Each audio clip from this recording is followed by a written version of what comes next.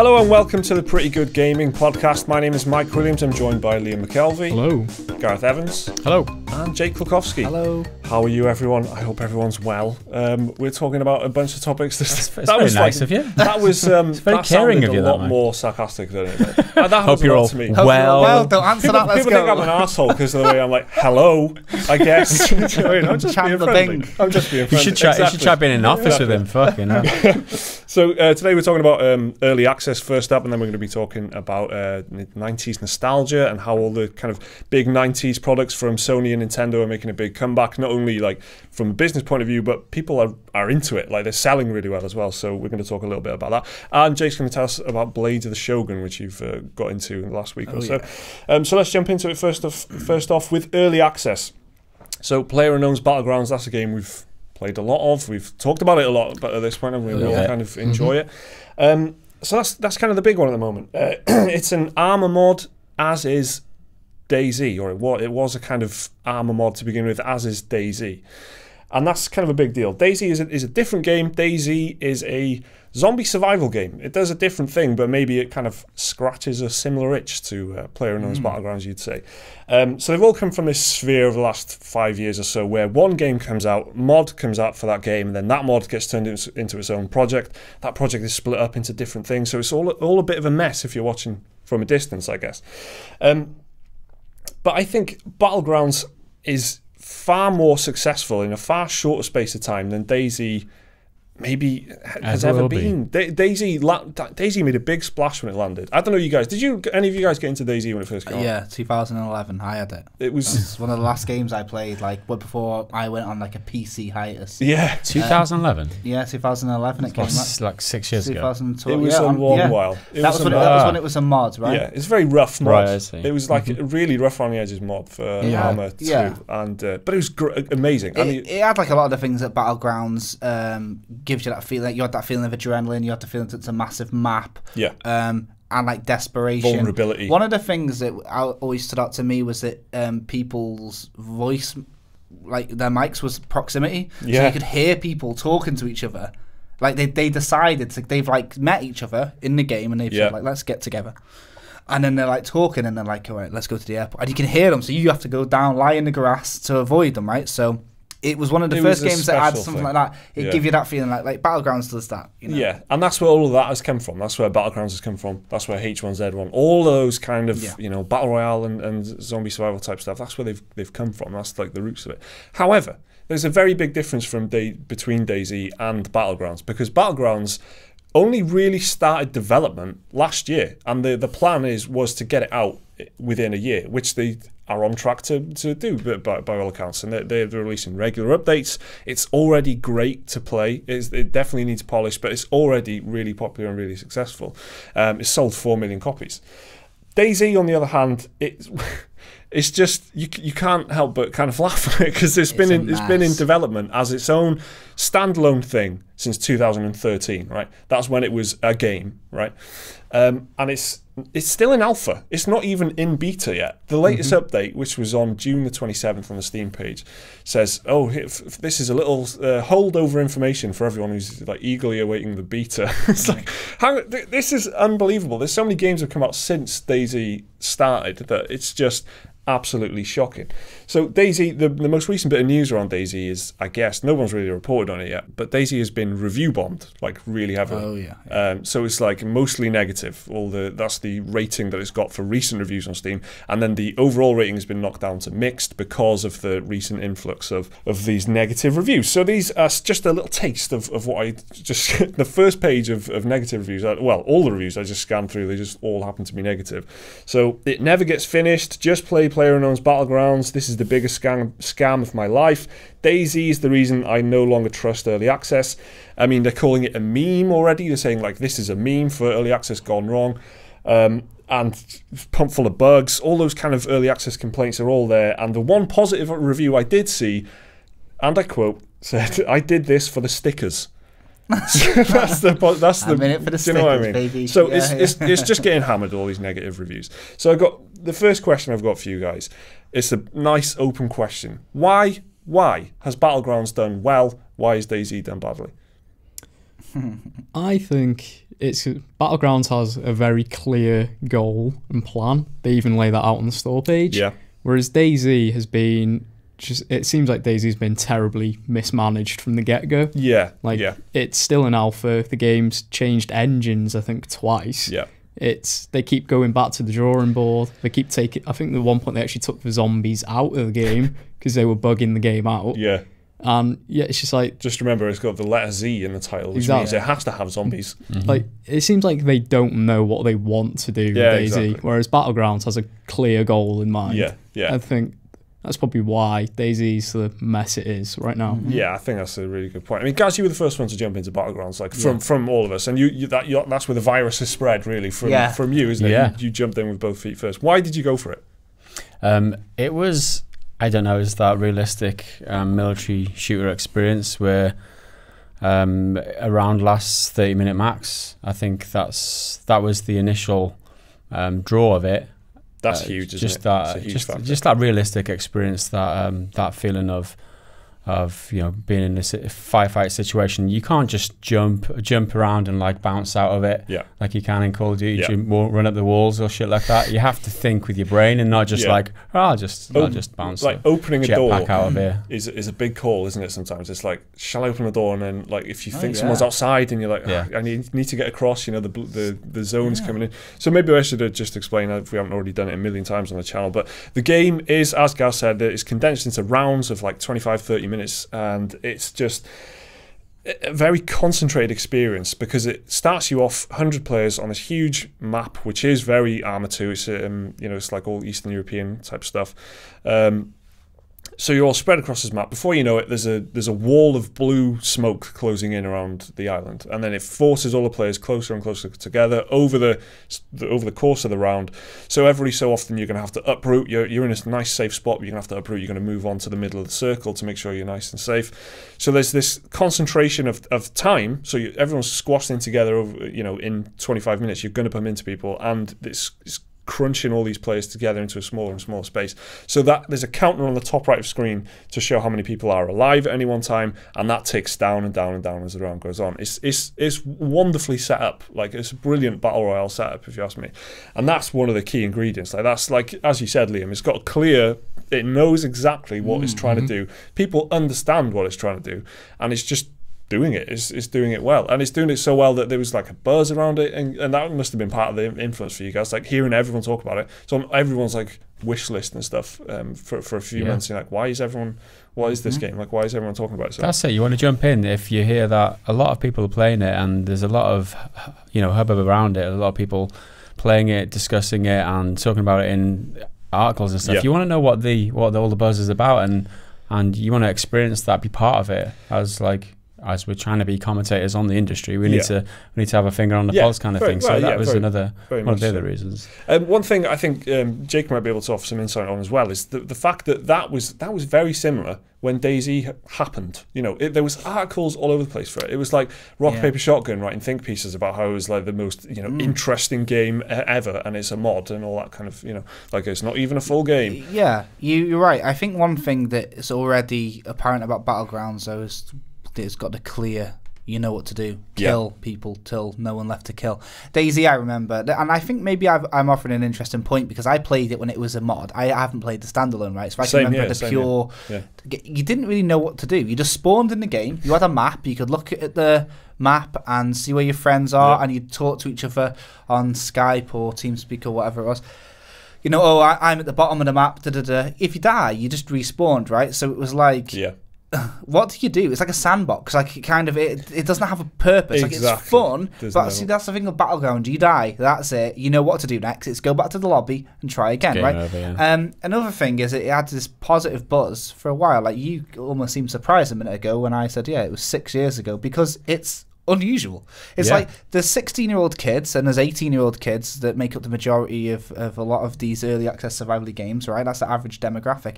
When I was playing it, they were 10 or 12, and like their whole team, they've started and finished puberty, and the game still isn't any one step. You know what I mean? They as a human being have developed from child to adult, and this game hasn't gone from alpha to beta. Biology is faster than. I think a huge part of this is the fact that Dean Hall Can we talk about Dean Hall? Yeah, let's because do it. It's important.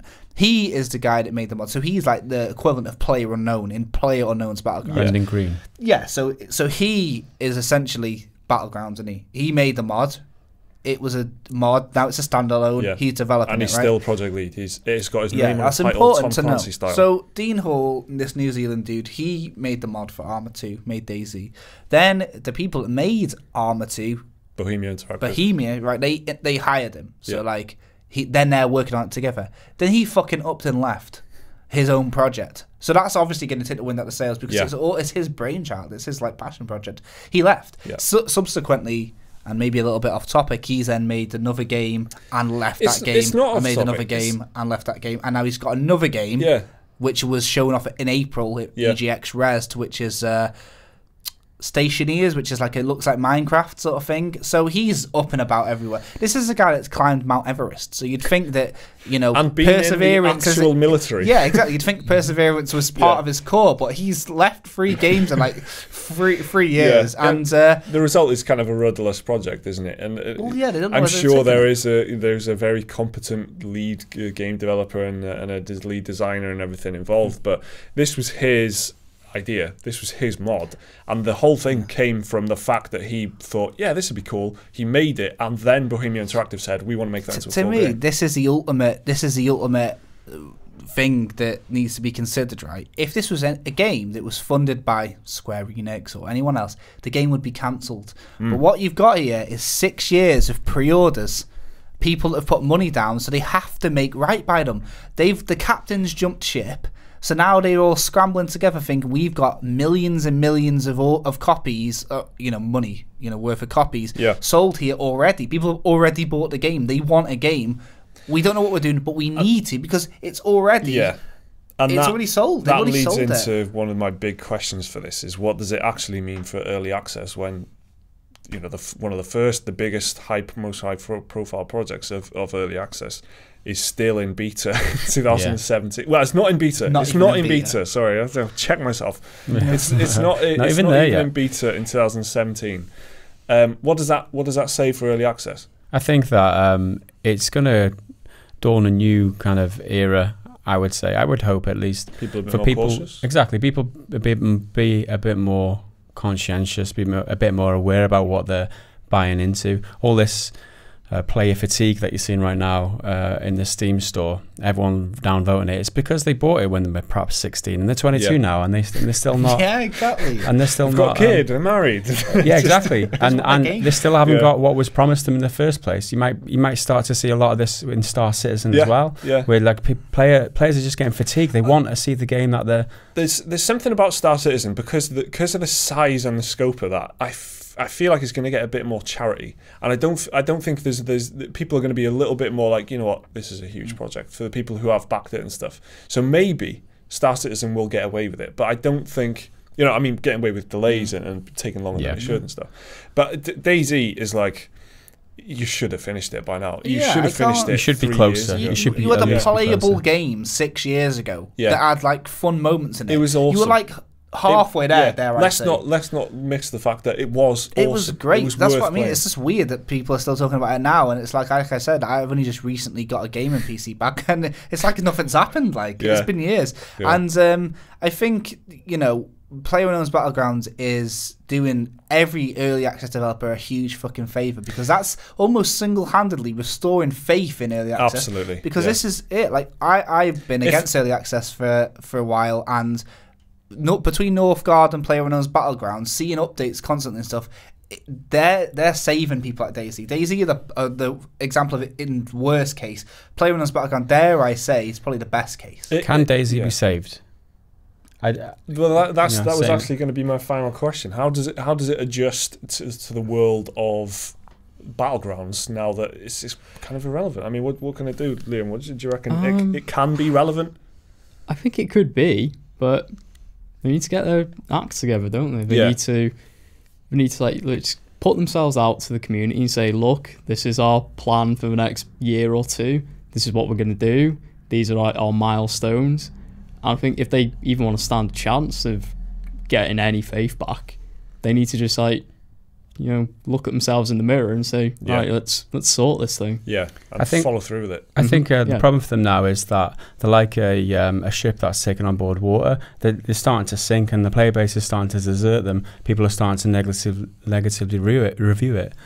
There was another early access game that I invested in called The Culling, which is a battle royale type game, more like Hunger Games. Yeah, exactly like the Hunger Games. It's like a Hunger Games clone, basically.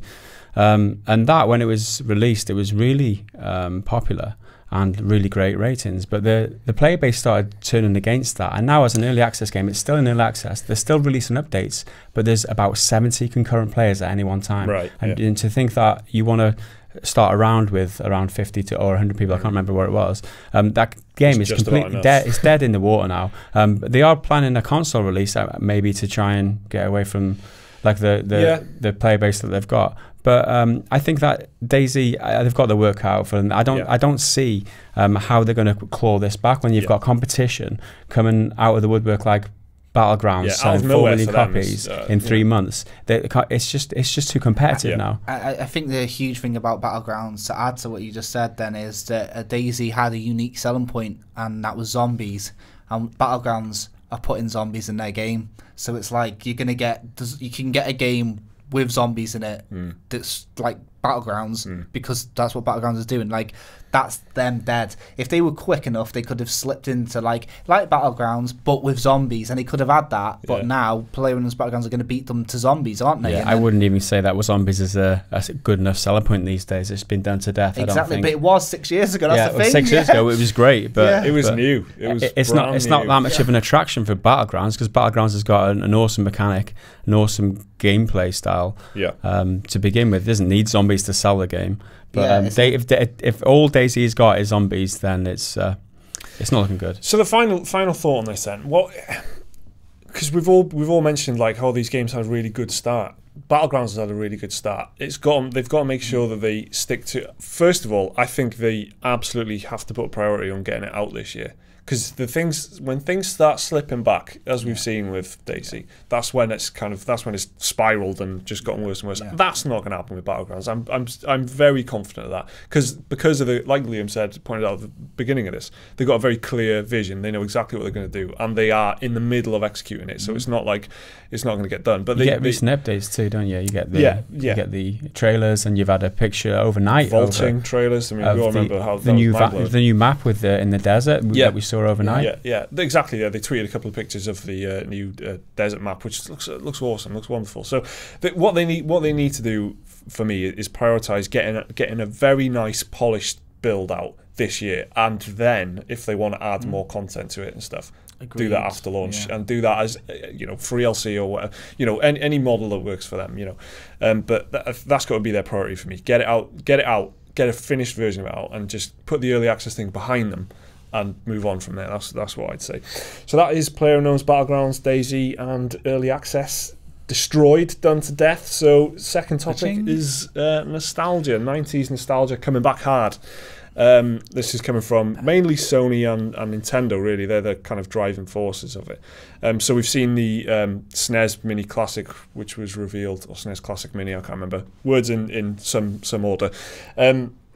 That was announced last week, was it? Was it last week? Last week, yeah. Yeah, and then it sold out immediately, and then there was more stock, and then it sold out, and then there was more stock, and it sold out. So there's Nintendo doing the Nintendo thing of not supplying enough consoles, but there's huge demand for it, whatever it was, and there's all like this buzz on the internet, all the headlines and everything.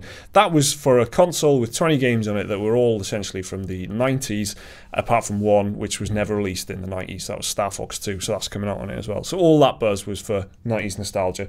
Then you've got Sony who are going in really hard with their collections, remasters, the remakes of old games, which they've already done with the likes of Ratchet & Clank and stuff, but they're doubling down on it this year because we've had the Wipeout Omega collection, which was a very good game by all accounts. Yeah, very well put together. Yeah, and Crash Bandicoot, which only came out last week, and topped the charts in the UK. And not only topped the charts, they outsold Horizon Zero Dawn, which was like a huge, much bigger project, a huge AAA project with a lot more money behind it. Outsold Horizon Zero Zero Dawn's first week on the charts. Yeah, well, as far as the comparison goes, not outsold during this week, outsold. Yeah, it hasn't outsold all of Horizon Zero Dawn's first sales, but in its first weekend, exactly like Horizon Zero Dawn, if you put those time spans together, it's done better, which is absolutely remarkable for a collection of 3 games from the PlayStation 1. So I'm going to ask you guys first, because you both have got Crash Bandicoot. That's right.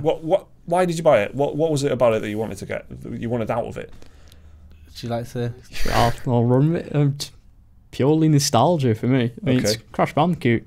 Grew up on those games, played them religiously on the PS1, and they did exactly what they said they were going to do. It's the exact same game, just with shiny graphics. Is it the nostalgia that you're enjoying, or is it a good game now? Is it a solid game that could stand up now, or is it fueled by the nostalgia factor? There's actually quite a bit of debate about this on like Twitter and stuff, where a lot of people who have fond memories of Crash Bandicoot picked up this collection and now they've gone, Jesus Christ, this game's brutally hard, isn't it? Because they are cloudy. Crash Bandicoot, let us remind everyone. Crash Bandicoot, continue. Yeah. And people like it's like the rose tinted glasses are coming off now. Like they've forgotten that these were actually quite challenging games back in the day, and like all they have is the fond memories. They don't remember the actual playing the game, and a lot of people they've not taken too kindly to it. It's too hard. I want to be a kid again. I haven't played the Crash Collection or the Insane Trilogy, as it's called. But what I can kind of sympathise, because I've told you guys about this in the office a few times. I played Super Star Wars, which came out on the SNES, but it's on PlayStation Store, like, so you can just buy it as a downloadable game. So I did that, and it was rock hard, and I can't get past the first level. As a small child, as a 7-year-old boy, I got like 4 levels in. So I have no idea. Like, have we just been babied over the years to like play easier games, or what's happened? Of course we have. That's what's my favourite thing about it. Serving a humble pie to all these people that think Dark Souls is the hardest game ever. Play a PlayStation 1 game. You know what I mean? Play Crash Bandicoot. I can remember Fable 2 coming out, and they introduced a system where you can't die. You just knock yourself out, and you lose some experience, like when Sonic loses the rings. But you can just pick them up again, and you can just keep doing that and keep doing that. Games were hard back then. It wasn't because you were a kid. When you were a kid, right? You have no real problem with repetition. You tell the same unfunny jokes over and over again. You say like, mummy. And when you're a kid, you don't get bored. Like Ellie plays the same games over and over and over again. Right? She's 5. Right? To her, she doesn't get bored of the same Lego every day. You know what I mean? So that's the thing. She can play a platformer or whatever. You as a kid can play a platformer and not get bored and good without crying and writing a Steam review. It's broken, man. Right? That's what this game is. It's just a nice little bit. People are taking a piss. Crash Bandicoot Prepare to Die edition. It's just no. You've been babied into playing easier games with quick save, auto save. No, and obviously that's fun. It's fun because you're feeling like you're progressing. You feel like you're good. A challenge is what Crash Bandicoot 1 is. And yes, sure, some of it's down to like, the loose controls and things like that, but it's slidey surfaces as well. But it's a challenge. Isn't that what you want? If it was like Dark Souls, people would be like, oh, game of the year, it's dead hard and that. But it's like this. It's like, this is harder than I remember as a kid. 6 out of 10. Like, that's what people have been saying. But you're dead right. Dark Souls is like, it redefines gaming, you guys. This redefines video games. It doesn't. They just forgot what games were hard as fuck back then, because you have to make a game last. Like, you have to be a challenge. Because that's the thing. There's you've got less time per game now because there's so many of them. Back in the day, you remember you might have 5 games. You might get a console. You might have 5 games to play, and you rotate through them, and you play them over and over again for months. And that's how you get through. That's how you've invested loads of time in numerous playthroughs of maybe level 1 of a game. Whereas now you play it once or twice, and you think if it's not easy, if it's not engaging, you can and move on to the next game, and then review it negatively, review bomb out in Steam, and then away you go. There's something I've got to ask you though. Is it when you're jumping into these? Is when you think, oh, Crash Bandicoot, there's a new Crash Bandicoot Insane Trilogy. I've got to get that, and you jump into it, and you get that nostalgia kick and everything. do you get what you want from it? Is that nostalgia that they're selling you, and you know, even with the packaging with like Wipeout, where you've got it looks like the really nice PS1. It's got a clear PS1 style case to it and everything. Yeah. You know, when you buy that and you play it and you enjoy it, do you get what you're looking for out of it? Is there a fun game there that you're like really into, and you, despite the difficulty and everything, or is it just like, oh, I remember this? What is it that is appealing to you as a kind of nostalgia gamer, I guess? For me, I'm still getting the fun out of it, because I played through Crash Bandicoot 1 on my Vita about 2 years ago, and the first remaster in the collection, it's exactly how I remember it, just prettier. So it's like, because I know what it is going in, and that's what I go in to look for. So I expect quite a challenging platformer, and so I'm enjoying the game quite a bit because of that. Has it aged at all for you? Like for you, Jake, is it something that, you know, do you feel like, oh, this is an old game? This feels like this. These are old mechanics? I'm thinking is I'm looking at it from like somebody that's played video games non-stop since then. Yeah, so the mechanics were really quite simple. You had like your platform and basics, and they had to think of things differently to make it original. So I'm looking at it from like that, and just looking at it as like a masterclass of what it was at the time. I think that we had like this like sort of ukulele happened this year, I was about to ask you about that. And that's but again, that's more like Banjo-Kazooie or Spyro the Dragon. You're in a hub world, you go into a level, and then there's you explore it 3D. Like Mario 64, you can do your little quests, but this is a different type of game. This is like levels based. It's basically just jumping from place to place, avoiding the bad guys. So there's not many games that are doing that now. So it's I'm not like you know, I'm kind of starved of games like that. So it's nice to play a game that's got those mechanics. So mechanically, it's just nice, because I don't think there's been many games that have done that since Crash. So it's nice to go back to that. And but someone who had no nostalgia for this was you, Gareth, when you jumped into ukulele. Yeah. You had no Banjo-Kazooie love. You had no nostalgia factor at all. You just jumped into this as a new game. Yeah. And you did not like it, did you? No, I didn't like ukulele at all. And thinking about my nostalgia factor on with regard to this game as well. I mean, I played the original. And Crash Bandicoot. Crash Bandicoot, sorry, yeah. I played Crash Bandicoot, and I enjoyed it at the time, and I might have been 12 or 13 when I played it. Whereas you guys might have been younger, right? You must have been, I mean, because you're like a decade younger. I would have been 3 or 4. Yeah. So maybe what I'm saying is, like, when I was 12, it was great, because that was the pinnacle of gaming at the time. For you guys, it was the same, but you were a lot younger.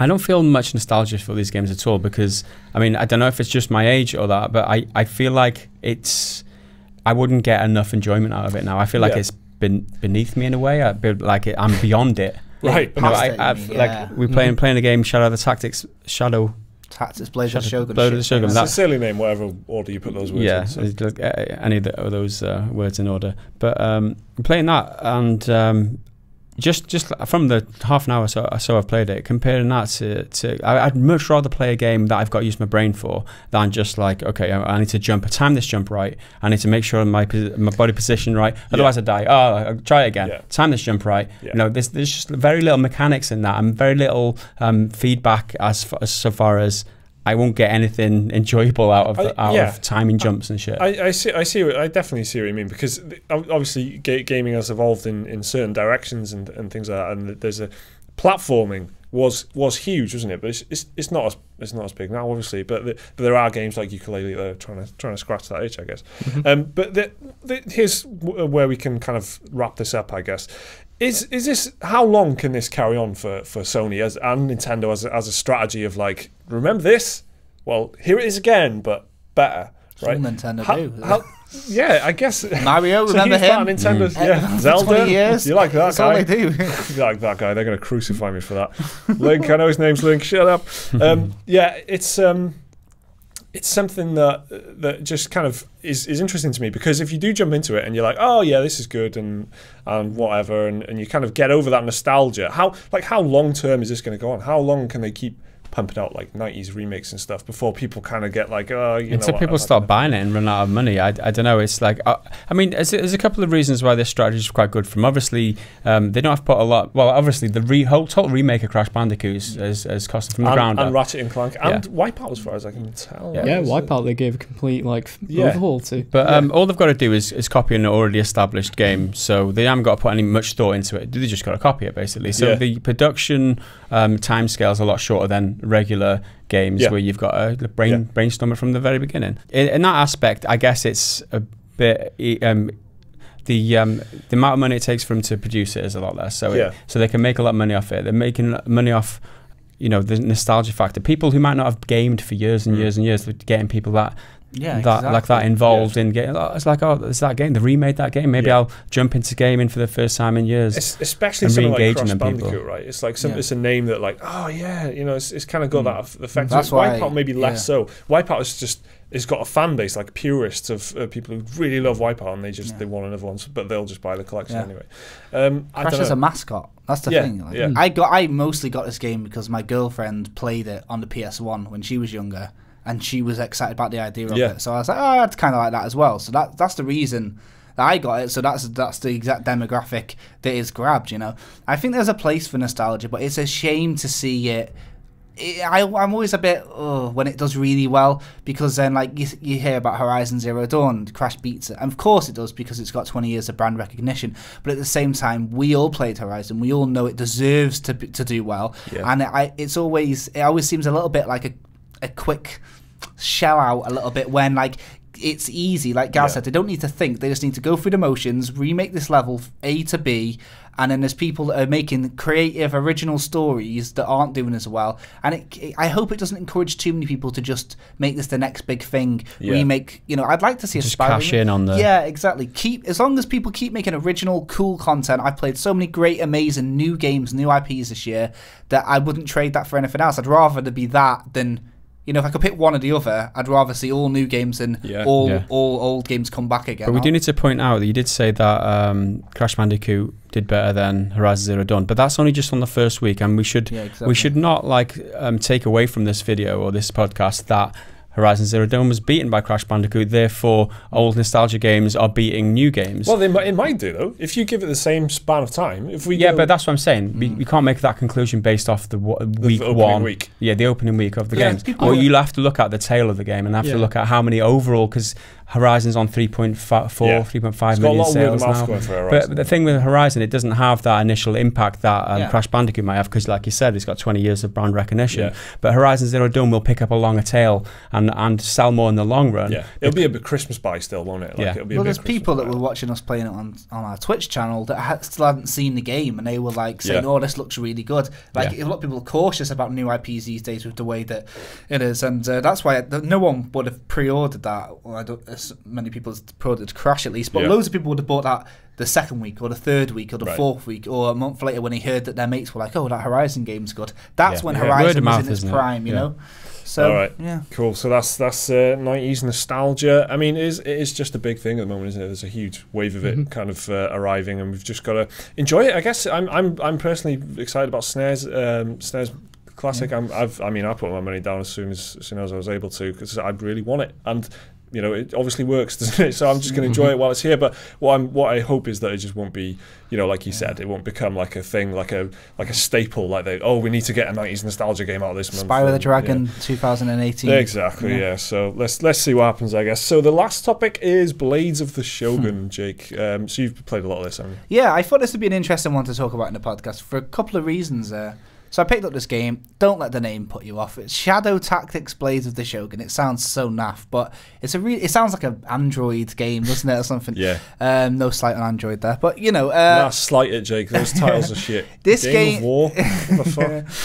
This game is something different. Something pretty unique, actually. I'd say it's an isometric, you know, almost top-down stealth game, real time, not like a turn-based, not XCOM, stealth, is it? Not XCOM-y, not, you know, anything like that. And it's a stealth game that you need to really engage your brain to play. It's set in Edo period Japan, You play a multitude of characters. It gets up to 5 characters at once, and it's just basically like a ninja game. Kill people, hide their bodies, progress to the next level. I'm trying not to gush over it too much, but I really am enjoying this game. Is it in early access? No, it was released December the 6th. Ah, right. 2016. So it kind of was in like real late 2016, which is a dreadful shame, because if it was out like January this year, people would have put it in their Game of the Year list. Yeah. No one's going to pick the Game of the Year, something that was out the last month of the year. Yeah, it was bad timing. Yeah, it was bad timing, and gone under the radar for a lot of people. Someone on our Patreon recommended it, and I can't remember who it was that did.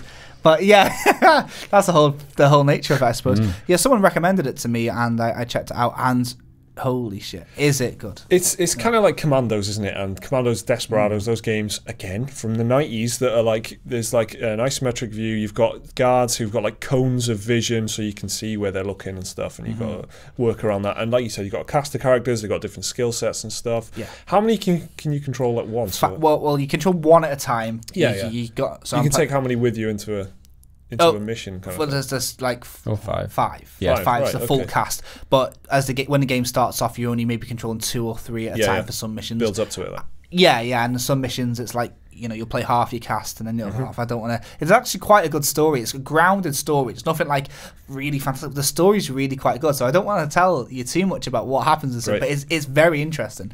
You can synchronize your people as well. There's like shadow mode or something, so you can synchronize everybody, queue up their actions, and then they all take place at the same time. So if you got a guy hiding in a bush and you got a guy on the watchtower there, you can make him sync. Yeah, like Gaz was saying, that's a bit complicated sometimes when it's real time, because it's like you've got to wait for the patrol to like be at the exact position, and you've got to remember, even though you synchronize them, it might take this guy a couple of seconds to run to the victim. Yeah. So it can go tits up quite quickly.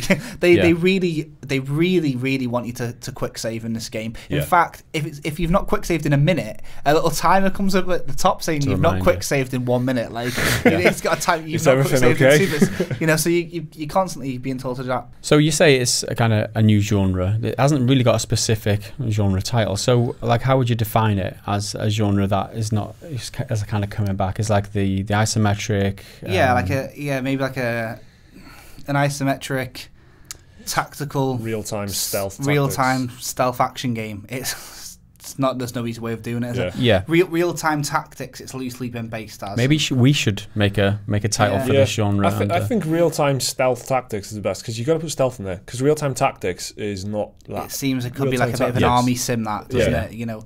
If you look at what RTT is considered, as games like Tom Clancy's End War, World in Conflict. Again, it's kind of like a real time.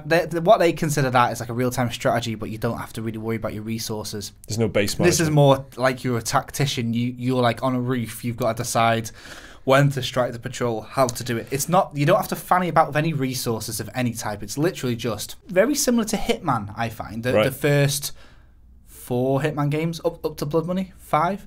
It's kind of like the fun you get from Hitman is like you've got to get a target, so you go to the map, and it's quite similar actually. The map is patrol based, and you basically find a point of entry, and then you just take the guards out one by one. That's as simple as that, and that's the fun that you get from that. What I find the fun is that it gives you this set scenario, right, and it gives you these tools which are your personnel, and they've each got individual skills, so you can assess the scenario and decide for yourself like how to use your tools at your disposal, like where to put your players, where to put your pieces on the board, kind of thing. And then how to go about that, because there's many different ways to approach a certain level, and people can do it in different ways. There's an awful lot of strategy involved. Exactly, and there's that creativity involved and that invention that you can apply to your gameplay that makes it just so rewarding. That is why I played so much Commandos as a kid, because as a console gamer I couldn't afford a PC, and there was so few strategy games. Commandos 2 kind of scratched that itch for me on like PS2 and stuff. So this looks very similar, and it's like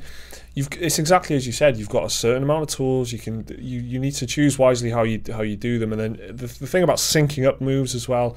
I love that. I love that idea of being able to plan something and then executing it and seeing how it pans out. It's clever how versatile it is, and how not one of your 5 characters just a side character.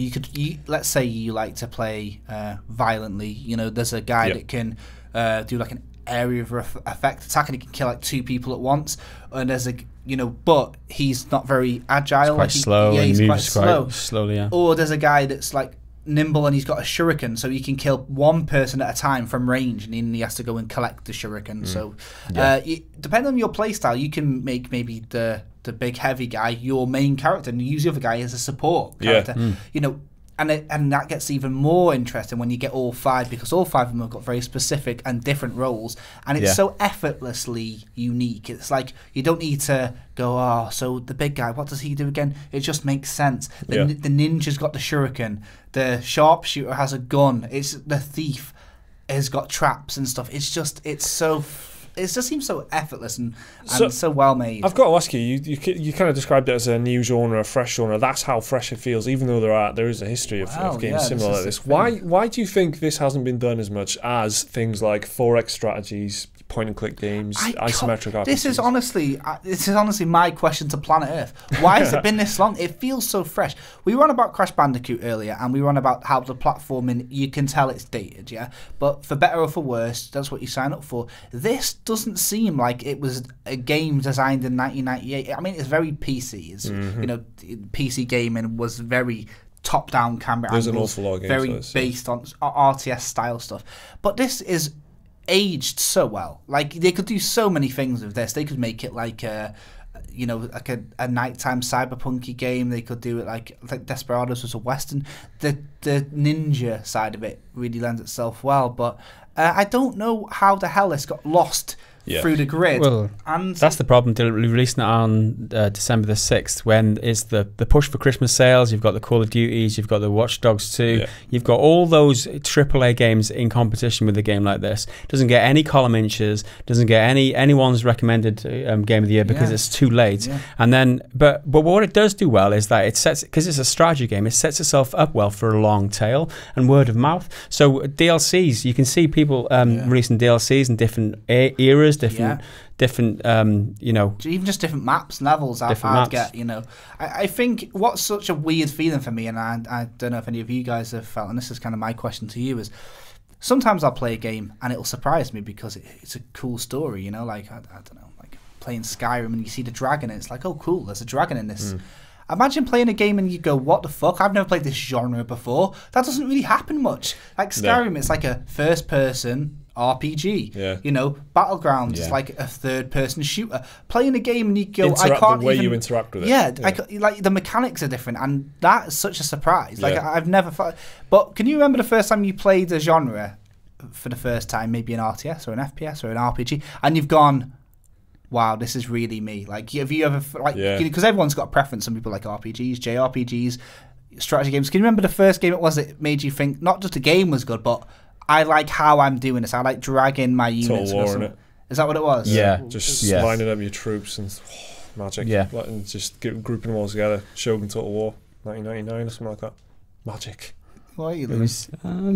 I'd say Deus Ex Human Revolution, just because like,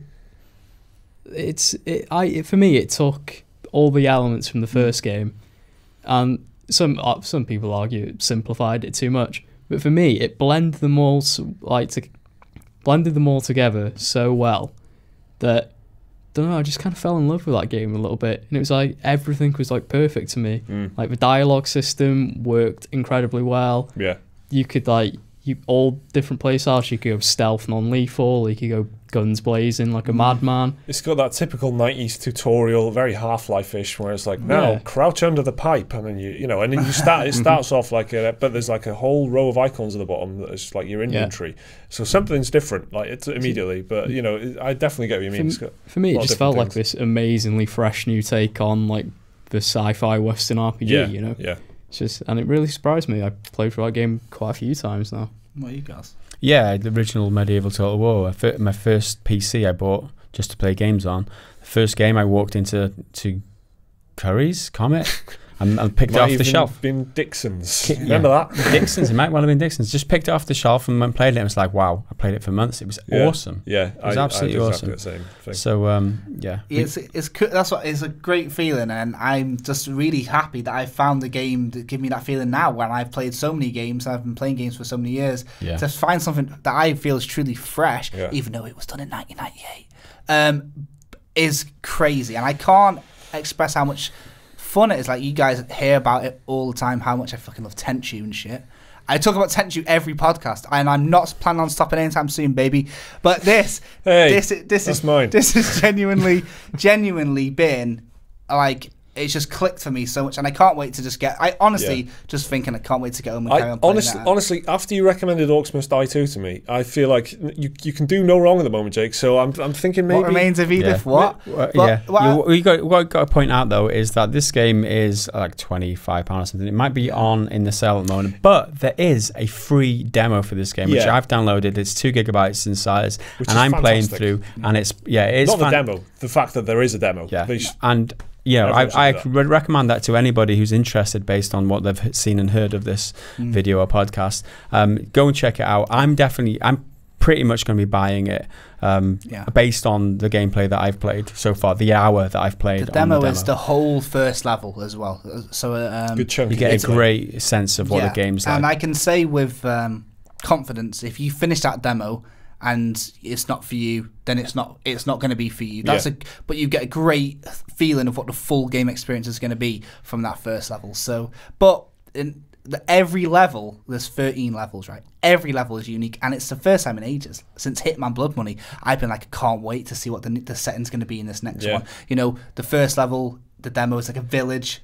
The next level, I'm only going to talk about the next level because I don't want to ruin it for anyone. It's like a creek. It's like a river. And there's moss on the cliffs, and you can hide in the water and stuff. Every level is so well designed, and I'm really, really loving it. I'm loving my time with this game. It's excellent. Well, what a lovely sentiment. We'll leave it there, I think. Let's move on to the comments. So remember, guys, if you're listening to this as patrons, you can ask us questions and we will answer them. All you got to do is reply to this post, to this video on our Patreon page. Ask us your questions and we will read them out to you next week and try and answer them, obviously. So first up, Stephen Hughes. Not really a question, but I thought we'd read it out anyway. Stephen Hughes says, another classic show, guys. The Thought Collective just keeps getting better and better. Nice one, Stephen. Good reference. Also, if I could just put something out there, Mike, Captain America, Gareth, Iron Man, Liam, Bruce Banner, Jake, Thor, and the mysterious Emmy is Black Widow. Good so Lord. Any talented artists out there, please make it happen. Keep keeping it real, gang. Cheers. Yeah, that's cool. If anyone wants to paint that or draw it, like, we need artwork for the channel. So that'd be cool. I think that's pretty fair, though. I think, though, as Avengers, that's a good. Everyone's done all right there, I reckon. Yeah. No one's got, like, Hawkeye or whatever. A shit one. Yeah, I'll take Iron Man. I can fly. I'm happy with mine. Can I be Spider-Man?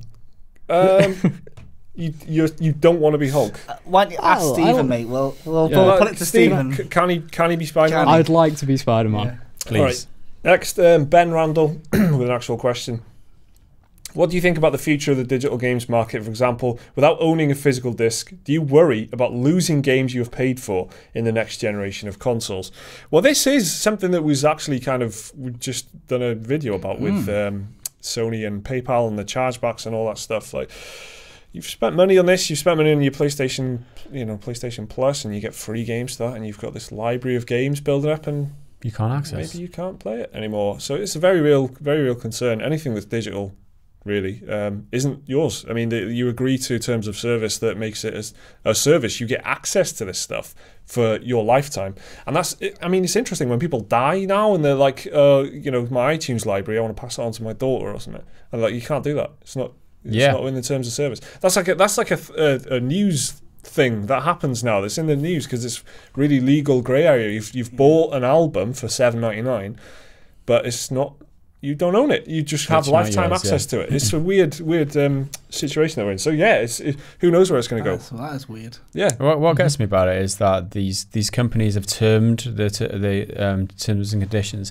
They've put that in there that that you sign over your rights to it once you die and things like that. It's like that mentality where you can only have what we give you of this product, even though you're paying full price for it. I think they've made that up amongst themselves, haven't they? Like they've decided, they've come together to go. It's just that mentality that gets me. It's like they think that's all right because they can kind of pull the wool over our eyes and we don't really realise what we're signing up for. Thankfully, terms of services aren't actually legally enforceable, so you take it to a court. Exactly. That's why it's such a grey area. That's why it's such a grey area, though, because the company can deny you access to it, and you just can't get that album as the guy's daughter. But then you have to fight a court case to get. So it's a mess, really, and it's all like that dodgy wording, and they say things like it's to fight piracy, and it's because it's on a server, and we don't want you to be able to duplicate the copies of the.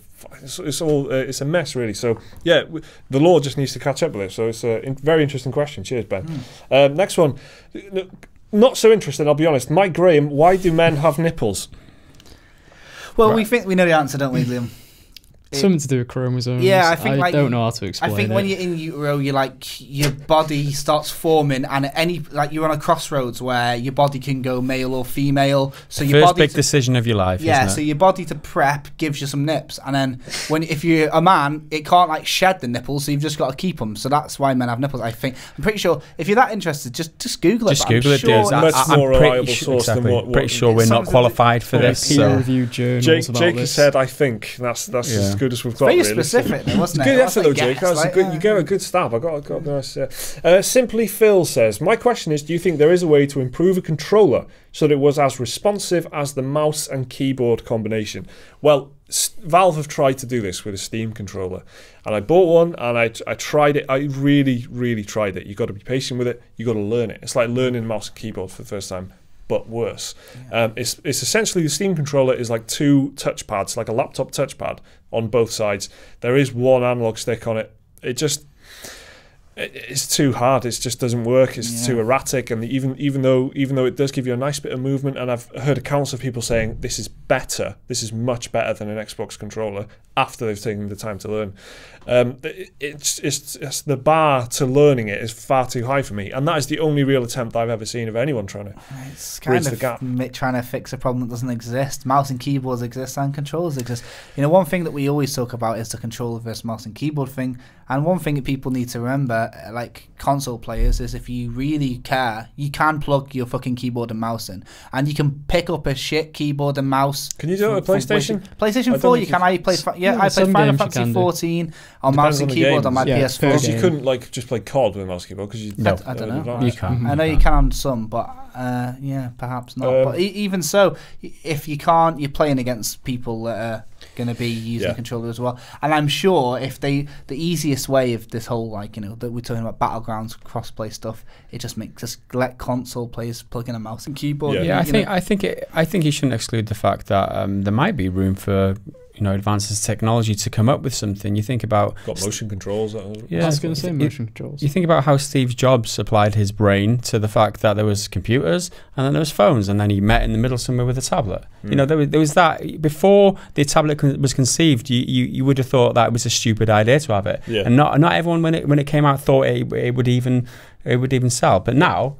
tablets are, everyone's got one. Everyone buys tablets these days, and I can see that kind of thing happening as a middle ground between mouse and keyboard and the classic controller.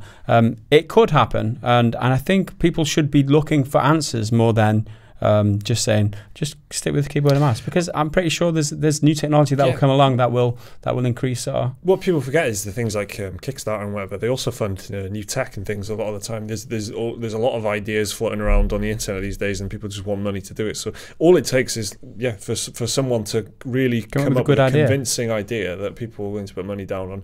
And who knows what Nintendo's going to do next? I mean, they just pulled motion controllers and now motion controllers in VR, and the motion controls evolved far more than what it was with Nintendo Wii. It's something completely different now. It makes it's part of what makes the Vive so cool when you use it. It's part of the the evolution of it. So things evolve all the time, don't they? So who knows one day.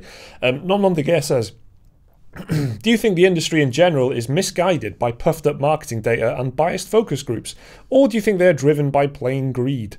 So that's 2 options there, and both of them aren't good. So is the industry in general driven by marketing data and focus groups, or are they just greedy? So the marketing data and focus groups thing is like, that's telling them that we want an Assassin's Creed every year, or we want a Call of Duty every 3rd of November.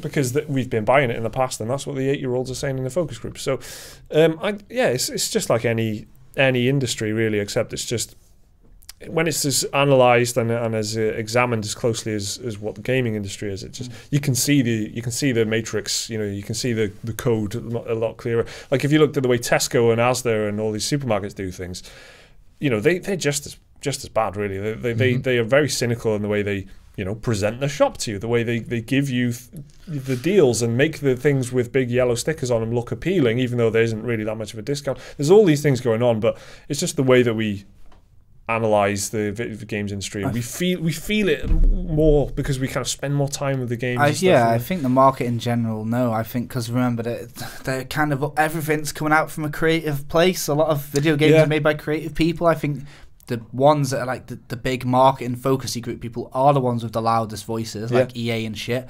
But think about how many games are getting made, how many indies, how many games in general are being made, and they don't give a fuck about focus groups and all that EA bollocks. They just care about making a good quality product. And so in general, I think no. But I think that there are a lot of fucking culprits of that. Big usual suspects, Ubisoft and EA and stuff.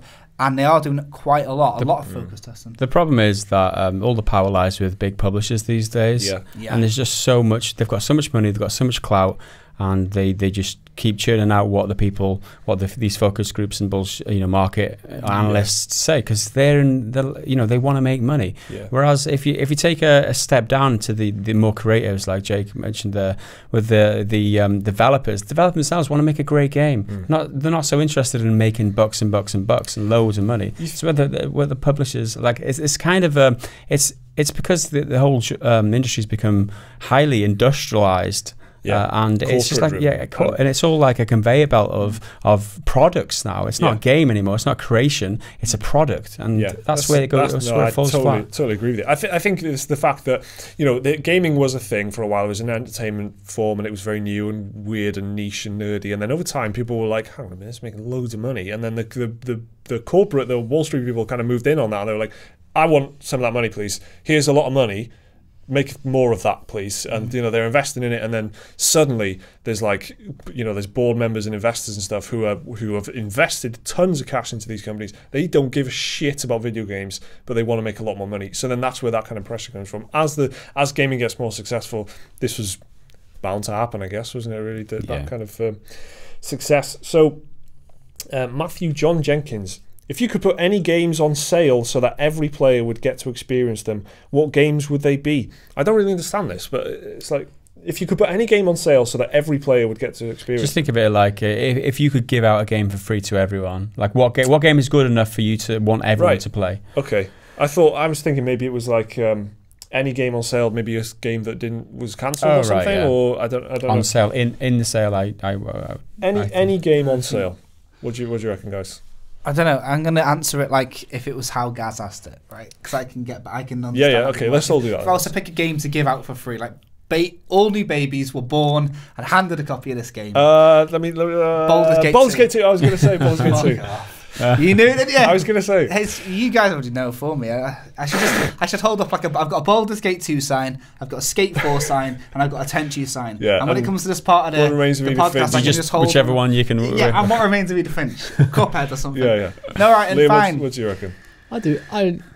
If it was like giving a game out to everyone for free, I'd say Final Fantasy 9. Just 'cause it's a wonderful good choice, wonderful adventure. Yeah, and if it was. What was the other one? Like, if you could put any game ever on sale? I don't know. If it was that one, I would say... Scalebound. Silent Hills. So, let's go Silent Hills. Yes. Let's go Silent Hills. Yes, well done, I would have loved to done, see what that happened. Yeah. So there you go. I don't really have an answer to this, to be honest. Okay, fair enough. Yeah, we've got a lot of questions. Neither do I. So you had 2 answers there. Gareth McClevey. Okay, favourite superheroes. You get 1 male and 1 female. Mine are Deadpool and Squirrel Girl. Is that real? Yes, good picks. Squirrel Girl took down Thanos, I'll have you know. Right, I'll pick something to someone. I'll pick Squirrel Girl then. And, Right, Gareth will get it. He'll understand that. Favorite superhero, Spider-Man. Spider-Man was my first superhero love. So Spider-Man and Squirrel Girl. Liam? I'm going to say Moon Knight for male and Spider-Gwen for female. They were my second picks, to be honest. Yeah, classic Spider. Favorite superhero? Yeah, I'm not a big fan of superheroes, so I'm gonna say Mike from Suits, because he's got he's not an official superhero, but in my eyes he is. He's got this. You said that with a lot of love. He's got he's got this awesome photographic memory, which he can integrate into the real world, and he doesn't have to stick a suit on and save people. Like, he can use it for the power of God to help people's lives. Yeah. And I like that. So I'm going with Mike from Suits. Jake? I don't know. Rorschach from Watchmen's pretty dope, I guess. Okay. Yeah. I don't know. I'm not into female? That. Oh, definitely Squirrel Girl, isn't it? Squirrel Girl, yeah. Classic. Doesn't even need... Squirrel Girl is incredible. Doesn't even need saying. Don't doubt what about her power. Oracle? Isn't she one? Like, fucking Barbara Gordon. She turns to Oracle. Let's go for that. Yeah. Batgirl to Oracle. There's a lot more. Morton Reen Alquist, how long do you guys think it will take before the gaming medium gets the respect it deserves and won't be seen as a thing only fit for children from the media and disapproving old people? This is a tough question. This is like a big topic, this question, because it's just the perception from the outside is wrong, is bad, and they don't, obviously all they see is Call of Duty and Assassin's Creed and the shooty man games of the world, where gaming is just seen as killing people, and that's it. Then there's our side of it, where I think we've got a responsibility to be less like knee-jerk and reactive and emotional about everything that happens, I guess, and just kind of not saying that everything is cancer, for example, would be a good start, and things like that. So I think there's work on both sides, and it's just like anything new. Over time, it'll just become more and more mainstream. Yeah, I think it's a generation thing. I think give it a generation where the people who are making decisions and judging other people who are in the government or in corporate positions or whatever, who are brought up on not on terrestrial TV like the ones that are in them positions are now, who were brought up on playing games, we were brought up on streaming services. Once that generation gets into those positions and it becomes accepted, like a general accepted thing. Murdoch dies. Yeah, people like that, people, in the news and stuff like that, newspapers, represent games as a bad thing. Yeah, once it gets to a position where the people who make the decisions aren't so judgmental about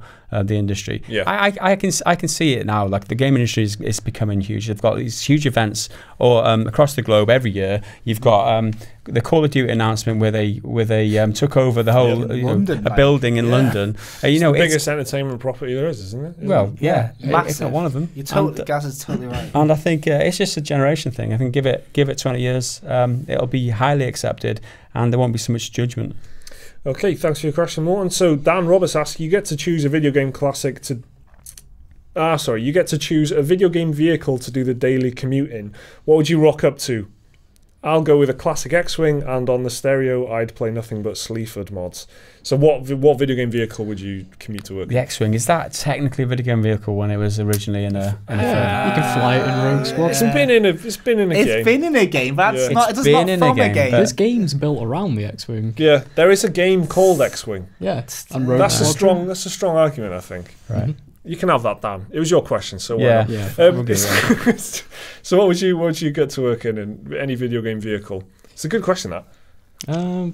Probably one of the Metal Gears, isn't it? Metal Gear Rex, or that's right. Yeah, remember? Yeah. So it's got jets on its legs, so you can go fast. Fuck. If you want to look a little less conspicuous, you can use the Shagahod from Metal Gear Solid 3. Less conspicuous. It looks what? The Shagahod. Yeah, you never played Metal Gear. Everything's all I heard was the word shag. I'm sorry. It looks more like a tank instead of like a giant mecha dinosaur thing. Yeah. So if you want to be a bit, the Lalilule Low movie still. If you want to be a bit more subtle, just drive around in a tank. In a giant tank. It still has like a missile on top of it. So so it looks cool as well. It looks cool. It's cool enough. Jake. Well, I said Metal Gear Rex, and Liam said it now, so I feel like I can't steal his idea. So you can say Metal Gear Rex. I just said any of the Metal Gears. I'll just go Roach from fucking Witcher 3, and it's right on Roach. And on that theme, I'd go with riding the robot dinosaur from Horizon Zero Dawn. Oh, that's a good answer. That's a cool one. It would take a while though, I think, for me, because I live like half an hour away, so I need a fast vehicle. So I'll get the Nomad. No, the Normandy. Normandy. Not the Nomad. It sucks. The Normandy. And I would like have a crew and everything. I'd just like be walking around and just have some coffee, and they will fly me there. Everyone will call me captain, which I will fucking love, and I'll be yes, I am your captain. And then I'll like land outside next to the Rex and the Roach, and the robot and the robot Roach. You have to park it next to the robot it'll be dinosaur. the coolest parking lot on the planet. So that's our answers. Cheers, Dan. Callum Nye. Hey guys, quick question. Refunds on Steam work really well in helping people decide whether or not to fully commit to a purchase of a game. Do you think that the companies like Microsoft, Sony, etc. should they also offer this service? So should Sony and Microsoft also offer Steam refunds? I think we can unanimously say, of course, the Hell yes. should. Hell yes. I think Microsoft started to do it now. Yeah. Microsoft are on fire at the moment. Any kind of pro-consumer idea out there, they're like, okay, let's do that, and then let's do that as well, and like backwards compatibility, they're all over it because they had to rebuild that. They're making that Sony image. look quite silly at the moment. They really are. Yeah, Sony look out of touch and kind of focusing on their own strategy and whatever, which is what they always say before they do a massive cock up. So that's an easy question, I guess. Definitely yes. Yeah. Luke Burley, if you had to describe your love life with the title of a game, what would it be? This is really hard. I thought about this, and it's like there's a lot of like cheesy, like Peter Kay funny ones that you could do. Alone in the Dark, Lawbreakers. You stole my answer. Red Dead Redemption. Red. I'm dead. Red Dead Redemption. Battlegrounds. I don't want to know. Battlegrounds is a good one, yeah. State of Decay. This is a comedy gold question. As far as an earnest actual answer, I don't know. There's not many games with like nice titles. I suppose this is one of those questions that we have to throw out to the audience. Yeah, because they will come up with some awesome shit. There's a lot of games out there, and we're not going to think of them all, are we? So, yeah, not right now. But I'm sure you guys have got the time to think of them. So, what do you think would be? Helps out. What would you? How would you describe your love life in a game? All right, guys. There's 3 left. We can almost have a brew. A Free Flying Soul.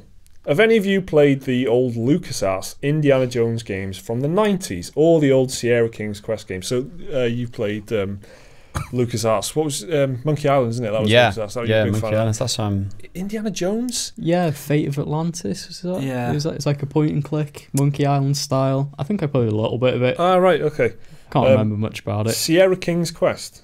Yeah, I know King's Quest games. Sierra being the company. Yeah, they made like a Space Quest and Police Quest as well. Right. Police Quests. Yeah, did you not play them games? Sounds they like were actually quite good. They were videotape bargain bin. Yeah. They were kind of like Shadow Tactics. Really? Yeah, they're like top-down, isometric, real-time tactics Shut games. me up. Police Quest. They weren't half bad. I'm going to Google the shit out of Police Quest. So, thanks for your question, dude. James David Elliott. Just a quick question. Have any of yous, I like that. Have any of yous played the roguelike Metroidvania game called Dead Cells? Yeah, I've heard a lot of good things about it. Like plenty of YouTubers have plenty of good things to say about it, like gushing about how good it is, Dead Cells. Yeah, it's on sale at the minute, I think. Metroidvania's kind of popping off at the moment. Why not just... I haven't played it. The guy followed this comment up with tell Jake to turn VSync off when he plays it. Why just me? What does that even mean? Because you look like you're such a VSync player, aren't you? I mean, do you have it on? I don't. No, I have it off. You're going to get those frame rates. The Steam forums told me to turn at them least off. 120. It's not worth it. Anyway, Dead Cells, no. Guys, I'm assuming that's a no from you? Yeah, that's a no. All right, and finally this week, Andy Elliott. Hey guys, Mike and Luke. Is that Liam and Jake? They ship us like on Tumblr or something, and they think it's like an Amazon delivery. It's like, would you want to group them together? The people say it quite a lot. I prefer we'd be referred to as our term, the RPG squad. Yeah. I thought you were going to go like GM. I prefer if it was GM. RPG's going to be fine for the next time. Thanks, man. Hey, Gaz, Mike, and Luke. Seeing as you guys love PC gaming like me, do you wish every game on PC was available through one client such as Steam? In theory, you'd think that is a very good idea because it's kind of something that you want. I suppose it's something that for convenience would be good, but competition is good. Steam is only improved because of Origin. As much as I'm surprised at myself for saying it, when Origin first appeared, I hated that thing, and I was a huge fan of Battlefield 3, and I just had to have it installed, and I hated it. But now it's its own thing, and I don't mind. I really don't mind. And a lot of people forget. People hated Steam when Steam came out. Steam was like awful when it came out, and they was just like, oh, DRM, this is the end of PC gaming, all that kind of stuff. Now look at it. I mean, it's just a phenomenon. It wouldn't be so much of a problem if every time you logged in, you've got a fucking update. That's the only problem for me. Like you play so very infrequently. Yes. Every time I log in, I want to play a game. It's like, no, you have to update your software first. Double DRM is absolute bullshit. Yeah. And that is not the way to do it. I think you just do what EA does and just don't sell your games on Steam. Don't let me buy it on Steam and then expect me to install your other flipping launcher as well. Yeah. So that's where I stand. Well, if you're talking from like a convenience point of view, like competition's good, but opening Uplay, opening fucking GOG Galaxy or whatever, I think you can get like a universal launch, can't you? It's open source. Can't remember the name of it, but it's definitely out there. It's called like Launchbox something. Groups all your stuff together. Yeah, you can get it down. It's free of charge, and it basically is just it'll just mix it all together for you, so you don't have to keep worrying, and it'll be updating the things as it happens, so you don't have to worry about it every now and then. And then that's a solution to that problem. If that is what you're on about, just the sole convenience of I guess that's what it's about, isn't it? It's just a balance of so you can get it out right now. So that's the answer there. The truth is out there, boy. Yeah, so there we go. Thank you very much, everyone, for listening to this week's podcast. It's been a long one, but it's been a good one, I feel. I'm happy with this one. I've been Mike Williams, been joined by Liam McKelvey, Gareth Evans and Jake Lukowski. We're off for a brew. See you next time.